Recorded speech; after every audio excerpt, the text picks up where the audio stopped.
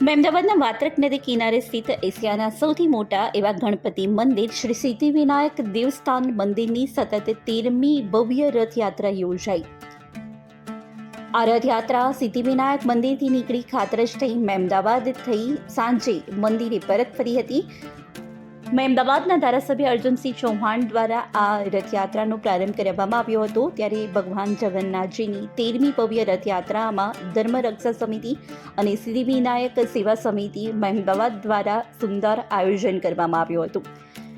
આ રથયાત્રામાં સાંસ્કૃતિક કાર્યક્રમો, આદિવાસી નૃત્યની સાથે સાથે ભજન મંડળીઓ ઉપસ્થિત રહી હતી।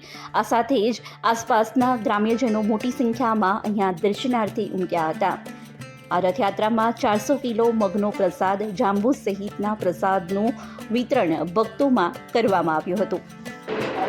જય ગજાનંદ મિત્રો, સિદ્ધિવિનાયક દેવસ્થાન દેવનગરી મહેમદાવાદ, હરીન્દ્રભાઈ પુરોહિત છું। 13મી રથયાત્રાનું જે આયોજન કરવામાં આવ્યું છે, સમગ્ર તાલુકો અને નગરજનો જેમાં જોડાયા છે। બહુ જ મોટી સંખ્યાની અંદર ભજન મંડળો છે અને વિવિધ પ્રકારના ટેબલો, વિવિધ પ્રકારની આયોજન કરવામાં આવ્યું છે।